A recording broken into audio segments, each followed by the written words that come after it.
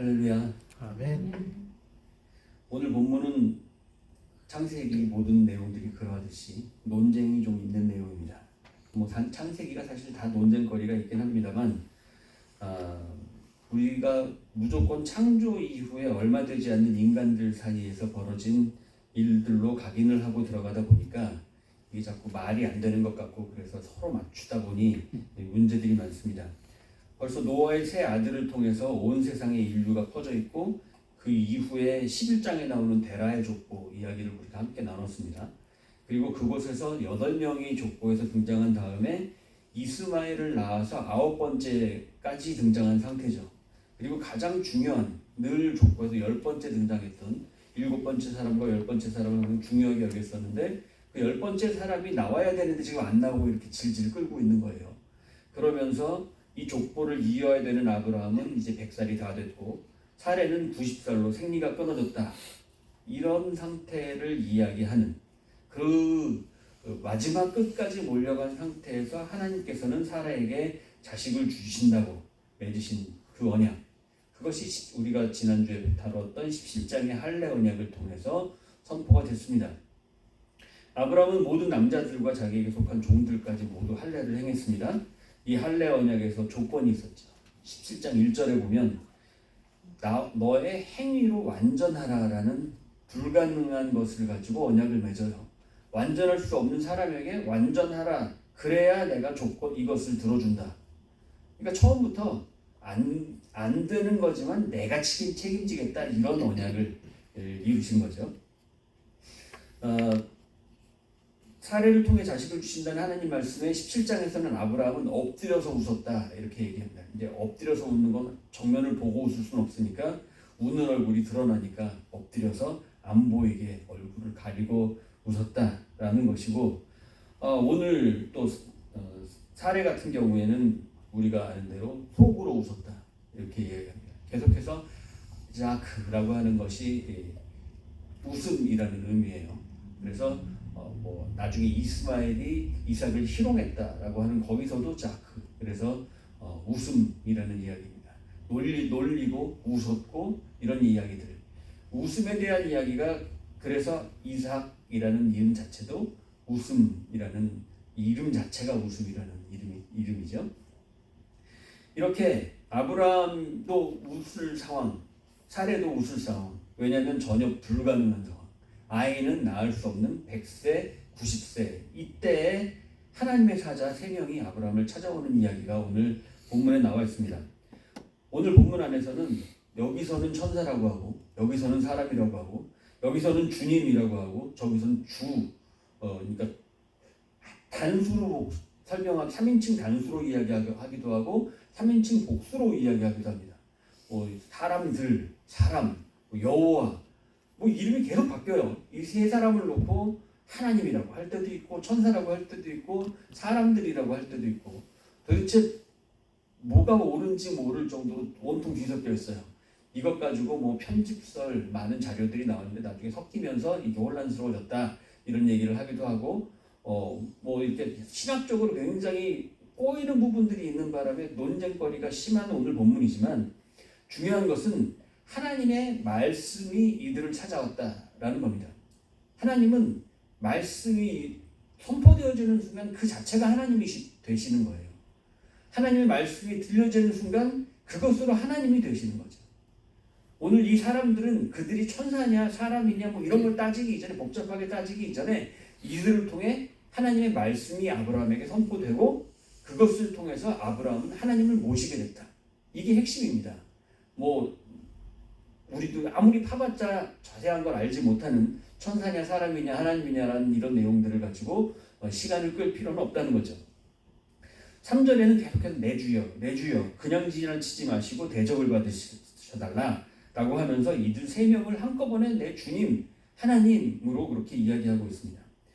이스라엘에서 손님을 대접하는 것은 하나님을 접대하는 것처럼 여기라라는 그런 율법적인 내용들이 있어요.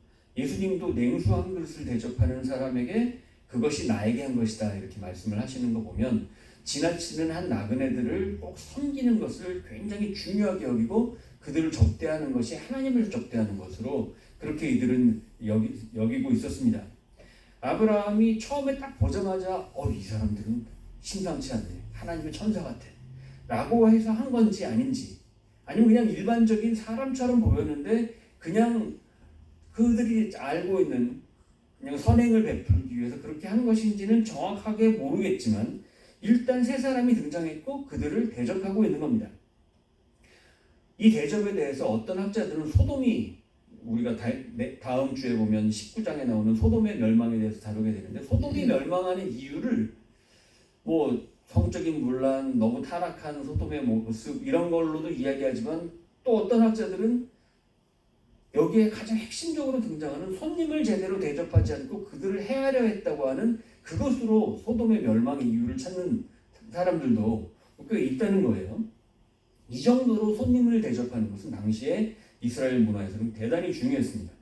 아브라함은 그래도 17장 1절에 할례의 언약의 조건으로 행위로 완전하라 라는 하나님 말씀에 완전할 수는 없지만 그래도 최선을 다한다, 나는 하나님의 말씀을 듣고 사람을 대할 때 정성으로 하나님처럼 대하겠다라는 그런 자세가 있었던 것 같습니다. 왜냐하면 전에 우리가 전쟁 치를 때도 나누었지만 그들이 아브라함과 한 편을 맺고 우루와 함께 우루에 대적해서 싸워줬잖아요. 그만큼 다른 사람들에게 좋은 모습들로 정말 정성으로 관계를 맺는 자세가 있었기 때문에 그들이 함께 할 수 있었다라는 것을 알 수 있다는 거죠.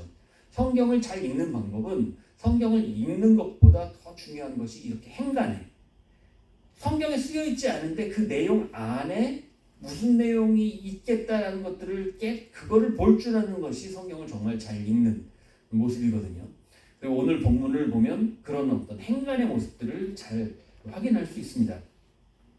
오늘 본문을 보니까 아브라함이 어떤 자세로 손님들을 맞이하는지를 알 수 있거든요. 먼저 장소에 대한 이야기가 나옵니다.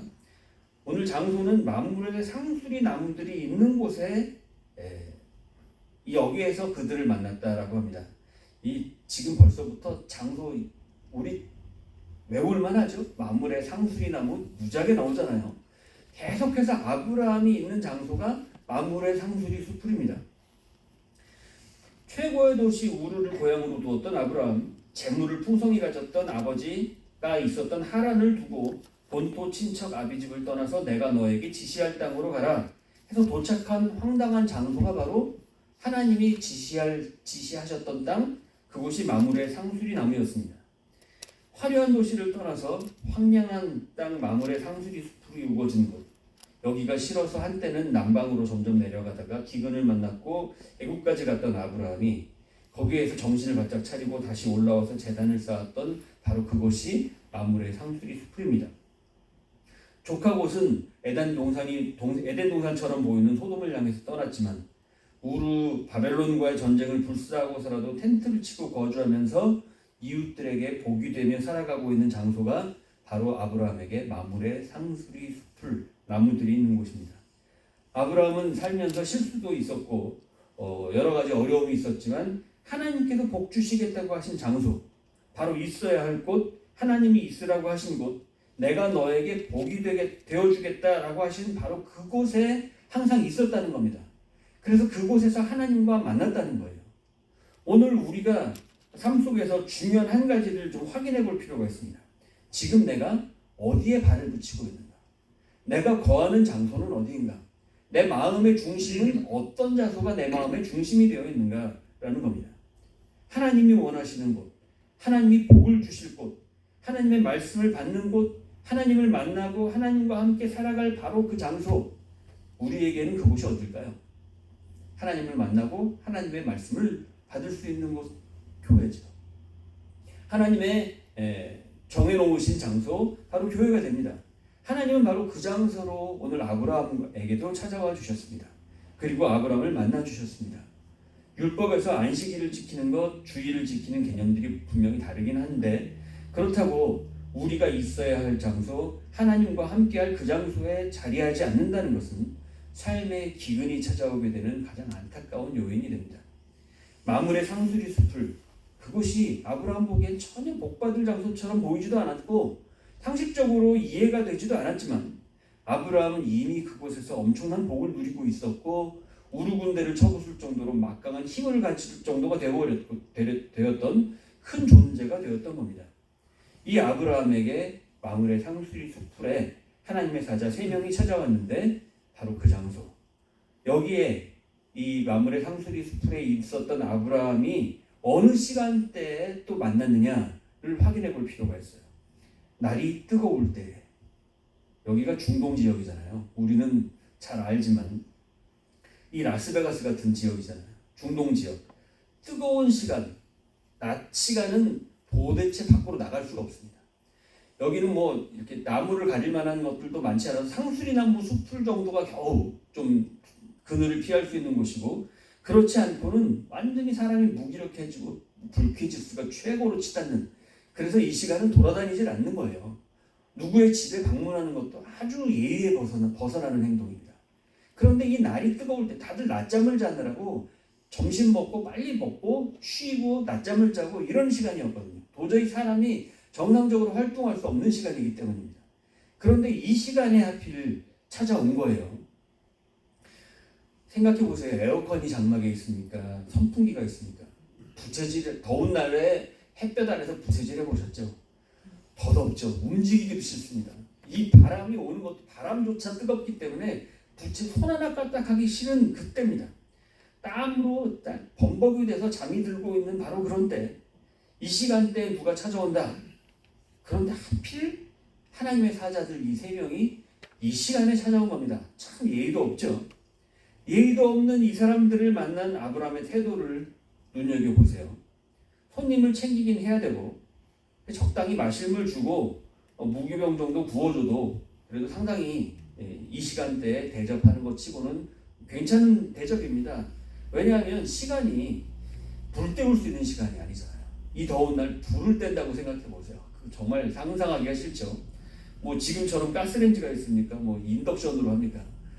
이제 불을 떼야 되잖아요. 정말 그 불을 떼고서 음식을 만들어야 되는, 떡을 구워도 화덕에서 구워야 되고 고기를 짐승을 잡아도 불을 떼서 그걸로 그 불 앞에서 고기를 구워야 되는데, 그런데 아브라함의 자세가 기가 막힙니다. 내가 주께 은혜를 입었사오면 원하건대 종을 떠나 지나가지 마시고 물을 조금 가져오게 하사 당신들의 발을 씻으시고 나무 아래서 쉬고 계세요. 그러면 나는 떡을 조금 가져올 테니 당신들의 마음을 상쾌하게 해주기 위해 상쾌하게 하신 후에 지나가소서. 당신들이 종에게 오셨습니다. 이렇게 말하고 있습니다. 그냥 나에게 찾아온 손님, 그게 누군지도 모르지만 마음을 상쾌하게 해주기 위해서 정말 최선을 다하는 모습, 이 아브라함의 모습이었다는 겁니다. 나그네들을 섬기고 발을 씻기고 떡을 가져오겠다고 하는 아브라함. 그런데 아브라함이 거짓말을 했어요. 떡을 조금 가져오겠다라고 하고는 급히 장막으로 달려갑니다. 여름에 달려가요. 이 날씨에 그냥 천천히 가도 되는데 움직이기도 싫은 때 땀 날까봐 천천히 걸어도 더울 판에 달려가서 사라에게 말합니다. 속히 고운 가루 3스아를 가져다가 반죽하여 떡을 만들라 라고 합니다. 당시에 떡 자체가 팬케이크처럼 생겨서 우리가 생각할 때 이 떡을 그렇게 생각하면 되는데, 그 당시에 이 이스라엘의 떡으로 얘기하는 떡이 대충 한 300g 정도 되는 떡이라고 합니다. 300g, 작은 떡이 아니에요. 팬케이크 정도 되는 큰 크기입니다. 그런데 여기 3스아라고 했거든요. 스아가 어느 정도 양이냐면 7점 몇 리터, 그러니까 7에서 8리터 정도 된대요. 7, 8kg예요. 7, 8kg. 밀가루 7, 8kg 정도의 양. 그런데 3스아면 21kg, 22kg. 쌀 한 포대보다 많은 그 양을 가지고 지금 3사람 왔는데 이 사람들 뭐 먹방 시키려고 하는 것도 아니고 어떻게 먹이려고 지금 3스아를 거의 22리터에 해당하는 양을 떡을 만드는 겁니다. 팬케이크로 계산해 보니까 한 70개를 만들 수 있어요. 이 사람들 앞에다 70개 쌓아놓고 한번 먹어보라고. 유튜브 찍는 게 아니잖아요. 그런데 이거를 하겠다는 겁니다. 3인분의 3스아를 만들려고 하는 거 보면 이 사람들을 통해 집안잔치를 하겠다는 거예요. 온 가족들 다 먹자. 근데 여기에 가축되어 있는 것을 달려갑니다. 또 거기서 가장 기름지고 좋은 송아지를 잡아다가 하인에게 주니 그가 급히 요리한지라 송아지를 잡았어요. 이 더운 시간에 사람도 안 다니는 이때 송아지를 잡아서 육회로 먹는 것도 아니고 잡아서 그냥 육회로 먹으면 나은데 그것도 아니고 구워서 불을 뗐겠죠. 햇볕에 불까지 피워서 무슨 극한 체험하듯이 아주 너무 힘든 상황이 몰아칩니다. 하인들도 죽어나는 거죠. 바로 이 하인이 뭐 엘리에셀이다 그렇게 이야기하기도 하는데 하여튼 여기에 엉긴 젖과 우유와 하인이 요리한 송아지를 가져다가 그들 앞에 차려놓고 나무 아래에 모셔 섬에 그들이 먹으니라 이렇게 쓰여 있습니다. 하나님의 사자들이라는 것을 꼭 알고 그런 건지 아닌지는 몰라도 이들이 왔다는 것으로 온 집안 잔치를 벌이고 있는 겁니다. 손님이 찾아오는 것으로 집안 전체가 그들을 섬기는 축제를 벌이고 있는 그 모습, 이것이 아브라함의 자세였습니다.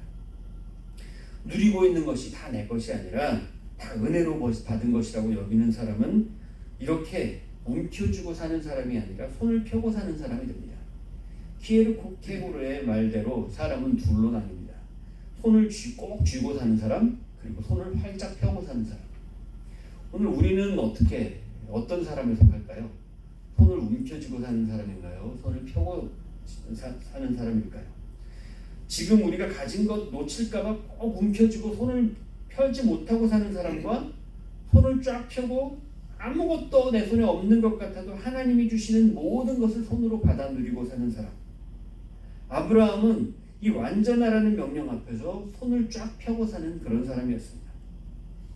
천사로 표현되는 이 사람들은 이 대접을 잘 받고는 드디어 장막문의 뒤에 숨어서 듣고 있는 아내 사라가 어디 있는지 위치를 물어봅니다. 내년 이맘때 그리고는 사라가 아들을 낳을 거라고 시기와 성별까지 정해줍니다. 아직 초음파하지도 않았고 지나서 성별이 정해진 것도 아닌데 벌써 이렇게 내년 이맘때, 그러니까 곧 지금부터 이제 일이 벌어진다는 거죠. 이렇게 이야기를 해줍니다. 사라는 그 이야기를 장막문 뒤에서 듣고 빵 터져서 뿜을 뻔했습니다. 이게 뭔 소리야? 내가 노쇠하였고 내 주인도 늙었으니, 이렇게 말하는 건 생물학적으로 잘 안 된다는 거잖아요. 자신은 생리가 끊겨서 이젠 아주 불가능한 상태고 아브라함도 나이가 많아서 우리가 잘 알지만 문제가 있다 라고 생물학적으로 문제가 있는 상황을 얘기하고 있는 겁니다. 남자도 여자도 이제는 제대로 아이를 가질 수 없는 상황이라고 생각하면서 사라가 지금 웃고 있는 거예요. 그런데 할례 언약 때는 아브라함이 엎드려서 웃었다고 했고, 오늘 본문은 사라 언약 때는 장막문 뒤에서 속으로 웃습니다. 속으로 웃는 것 가끔 해보십니까? 어떻게 해야 속으로 웃는 거죠? 이게 잘 느껴지지 않는데, 표정 하나 바뀌지 않으면서 속으로 웃고 있는 것은 대부분 아마 아니면 비웃을 때, 이렇게 상대방의 이야기를 듣고 말도 안 되는 소리 하고 보통 이런 때 웃는 모습이 속으로 웃을 때의 모습이죠. 여기서 여태 천사, 사람 왔다 갔다 하면서 전개가 되던 그런 때에 이 사라의 비웃음을 듣고 13, 14절에 갑자기 이들이 이야기하는 것이 여호와께서라는 단어가 등장하면서 하나님이 이야기하는 것으로 얘기가 나와요. 그전엔 천사니 사람이니 이들과 얘기를 나누고 그들을 먹고 뭐 이러더니 갑자기 이야기가 나오는데 여호와께서라고 말하면서 이렇게 말합니다. 아브라함에게 이르시되 사라가 왜 웃으며 이르기를 내가 늙었거늘 어떻게 아들을 낳으리요 하느냐, 여호와께 능하지 못한 일이 있겠느냐, 기한이 이를 때 내가 내게로 돌아오리니 사라에게 아들이 있으리라. 하나님이 하시는 말씀이 되어버린 거예요. 하나님의 확실한 언약, 이것을 사라 언약이라고 합니다. 여태까지 6번의 아브라함을 향한 언약 가운데서 이렇게 정확하게 내년 이맘때에 아들이 있으리라 라고 규정하신 적이 없었잖아요. 이제 드디어 하나님의 때, 하나님의 시기가 찼다는 겁니다. 무슨 시기가 찼길래? 대체 하나님의 때는 언제입니까? 우리의 머리, 우리의 생각, 우리 상식, 이성적으로는 이제는 끝났다. 우리가 생각할 때는 불가능하다고 여겨질 때 그때가 하나님이 하시는 때가 되는 겁니다. 그때가 아니면 우리는 분명히 내가 했다라고 하기 때문에, 그래서 내가 할 수 없는, 어떻게 해도 나는 할 수 없는 바로 그때가 돼야 하나님이 하시는 때가 되는 겁니다. 지금 모든 사람들에게 앞으로 하나님의 백성들을 세워나갈, 하나님의 민족을 세워나갈 성경이 기록되는 모든 이스라엘 백성들에게 하나님의 때라고 하는 것은 너희들이 해내는 때가 아니라 하나님 그분이 하시는 때가 언제인지를 알고 싶었던 겁니다. 그래서 이 10번째 등장하는 이 이삭이라고 하는 사람의 탄생을 이렇게도 뜸들이고 어렵고 모두가 포기하는 바로 그때로 하나님의 때를 삼았다는 것이지요. 사라는 장막문에 숨었고 그 문 뒤에서 숨죽여 듣고 있는데 속으로 웃었던 것까지 아시면서 이렇게 말씀하시니까 사라는 너무 두려워졌습니다. 안 웃었는데요? 네가 웃었다. 또 다시 한번 도장을 찍으세요. 사람이 속이 뻔히 들켰을 때 그 당황스러운 느낌 아십니까? 마치 발가지 벗겨진 것처럼 다 드러나 버리면 우리는 아마 견디지 못하는 그런 부끄러움, 그런 수치 같은 느낌을 가지게 됩니다. 그런데 하나님 앞에서는요, 이렇게 드러나야만 합니다. 오늘 우리들이 교회에 나왔는데도 불구하고 어쩌면 우리의 부끄러움, 우리 속에 추하고 더러운 모든 것, 은혜 없이는 절대 한순간도 살아갈 수 없다는 것을 깨닫고 알 때 우리가 하나님과 관계가 형성이 되는 것인데, 자꾸만 그래도 하나님 나는 좀 괜찮게 이렇게 했고 내가 해낼 수 있었던 그래도 내 모습을 드러낼 만한 뭘 갖고 자꾸 이렇게 앞에다가 태도를 치고 있거든요. 우리 사람들끼리는 그렇다 쳐요. 교회 나와서 나는 그래도 이렇게 추한 사람은 아니에요 라고 이렇게 위선적인 모습을 보이고 있을 수 있어요. 그러나 그 모습을 그대로 가지고 하나님을 만나는 이 시간마저도 자꾸만 하나님 앞에서 그런 모습으로 서 있는 경우들이 많이 있다는 거죠. 그런데 하나님 앞에서는 이렇게가 알려져야 합니다. 도저히 견딜 수 없는 내 모습이 느껴질 때 그때가 하나님을 만나는 때입니다. 으스해지고 뭔가 대단한 일을 하는 사람 같을 때 하나님과 우리의 관계는 오히려 무너지기 시작합니다. 무너진 상태에서는 뜨거운 낮 시간에 지나가는 나그네를 맞이해도 도대체가 하나님처럼 섬길 수가 없습니다. 내가 교만해지면 누가 와도 어떤 사람이 와도 그 사람은 내 발밑에서 짓밟히게 되어져 있습니다. 하나님의 사자들은 아브라함의 그 섬김을 받았고 소돔을 향해서 떠납니다.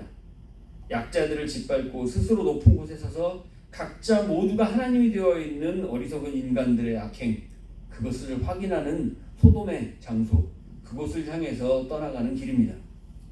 이 내용은 하나님께서는 그 마음들을 늘 보고 계신다는 거예요. 오늘날 우리의 마음이 어떠한지 잘 확인할 필요가 있습니다. 우리는 어떤 모습으로 하나님 앞에 와 있는지. 큰 교회의 성도들을 가끔 만나다 보면 그 교회를 다닌다는 것만으로 자신들이 이미 대단한 사람들이 되어 있는 것을 봅니다. 사실 생각해보면 큰 교회 다니는 것만큼 쉬운 일은 없거든요. 그냥 다니면 되니까. 사실 얼마나 쉬운지 몰라요. 그게 절대 어깨에 힘줄 만한 일도 아니고 대단하다고 으쓱댈 만한 일이 아니죠. 그런데 작은 교회를 섬기고 출석하는 성도들은 사람들이 무슨 교회 다니냐고 누가 물어보면 왠지 주눅이 들고, 큰 교회 다니는 사람들은 아주 으쓱해하면서 자랑하듯이 그렇게 이야기합니다. 이해가 안 되는 이야기예요. 작은 교회를 섬기는 성도들이 오히려 난 이런 교회 다닌다라고 으쓱해야 되는 게 오히려 정상적인 일일 것 같은데, 대단하시다고 사람들은 어떻게 그렇게 작은 교회 섬기시냐고 쉽지 않을 텐데 그들이 존경스럽게 인정하는 분위기가 되는 게 오히려 정상 같은데 말이죠. 저는 오히려 그래서 우리 교회 성도들을 너무 존경합니다. 대단하시다고. 저는 사실 올해로 교육전도사 시작한 지 이래 목회 경력이 만 30년 이상이 됐습니다. 그런데 여태 큰 교회 부교육자 17년 이상, 담임 목회 13년을 하고 미국에 왔는데 우리 소리엘 교회를 섬기면서 이렇게 30년 이상 여태까지 하면서 성심껏 설교 준비를 해본 적이 없습니다. 우리 성도들 몇 분 안 되지만 그러나 가장 존중받아야 하는 성도들이기 때문에 솔직하게 저 30년 동안 설교 준비 별로 안 하고 본문만 잡으면 얼추 나름대로 목회자들 평균 이상의 설교를 해왔다고 자부할 정도의 그런 은혜로운 말씀 선포가 입만 열면 술술 나온다 라고 하는 그 정도 짬밥은 됐던 걸로 기억합니다. 여기 뭐 더 대단한 분들인데 제가 좀 뻔되게 줄을 잡았지만 그래서 전에는 일주일에 12번 제가 설교를 했었어요. 새벽기도 6번, 주일 예배, 주일 오후 예배, 아동부, 중고등부, 수요기도회, 금요기도회. 이 시간에 설교하는 건 전혀 부담스럽지 않게 설교했습니다. 그런데 지금 우리 교회 설교 준비는 한 번을 하는데 너무 힘들어서 박사과정 논문을 포기하는 정도까지 제가 일주일 내내 준비하고 머릿속에 온통 본문 내용으로 가득하게 그렇게 살아가고 있거든요. 적당히 하고 싶지 않아서 그렇습니다. 많은 성도들이 창세기를 그렇게 많이 읽고 있지만 생각해보면 우리 교회에서 나누고 있는 내용들을 접하고 있는 성도들을 비율을 따져보면 아주 극소수일 겁니다. 이런 내용들을 접하는 것이 사실 그렇게 일반적인 곳의 내용들은 아니거든요.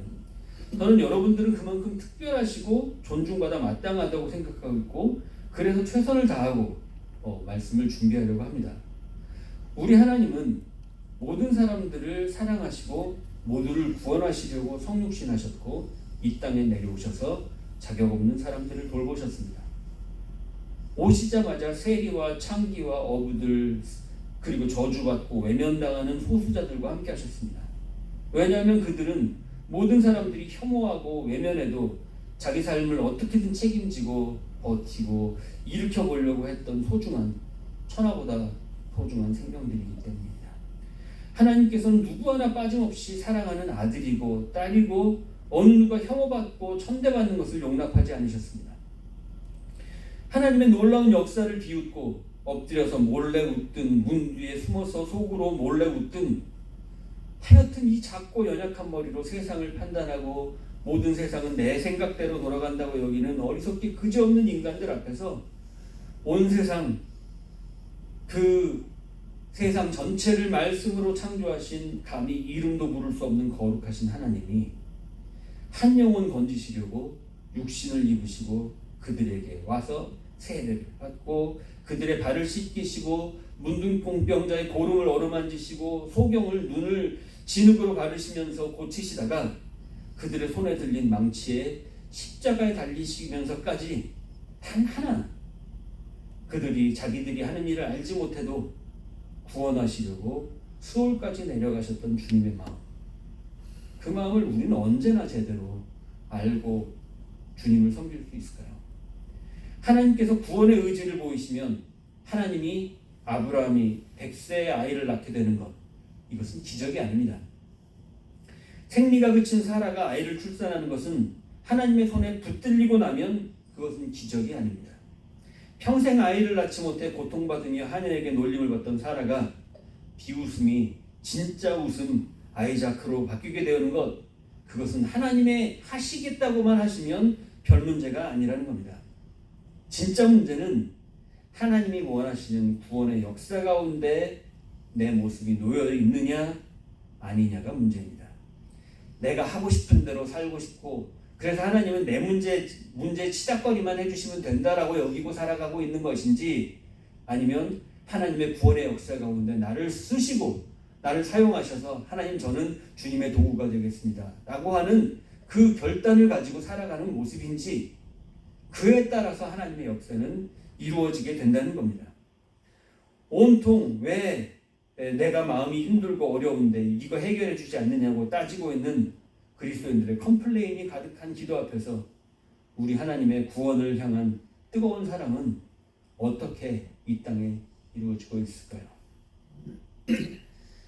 하나님의 그 사랑의 손을 맞잡고 주님의 마음을 품고 살아가면 전능하신 하나님의 역사는 아브라함의 하나님과 동일하게 우리 삶에 역사되어질 것입니다. 우리 필요가 아니라 하나님의 필요를 찾는 자들 앞에서 하나님의 나라가 이 땅 위에 이루어질 것이고 뜻이 하늘에서 이루어진 것 같이 이 땅 위에 이루어지게 될 것입니다. 주님의 손이 늘 하나님의 역사를 비웃고 외면하는 나를 위해 찢기셨고 주님의 발이 삶의 시간마다 속으로 비웃으면서 하나님의 임재를 인정하지 않고 내 생각대로 세상이 돌아가야 한다고 고집부리고 있는 나를 위해 못 박히신 것, 이 사랑을 견딜 수 없어서 우리는 주님의 손에 나의 손을 포개고 주님의 발에 나의 발을 포개서 주님 위에 살아가겠다고 결단하면서 그 전능하신 역사를 선포하고 살아가는 바로 그 사람이 되기를 소원합니다. 그 사람들에게는 하늘의 별과 같이 바다의 모래와 같이 복의 근원자로서의 진정한 웃음, 아이사크, 그 웃음을 넘치도록 주실 것입니다. 우리 성도들 삶이 늘 주님과 함께하며 한 영혼의 구원을 향한 진정한 삶의 기쁨과 웃음이 회복되도록 영원토록 인생의 굴곡에 휘둘리지 않고 주님 허락하시는 삶의 샬롬의 천국을 누리며 살아가는 하나님의 백성, 하나님의 소망, 하나님의 말씀, 소리엘의 축복이 넘치시기를 주님의 이름으로 간절히 축원합니다.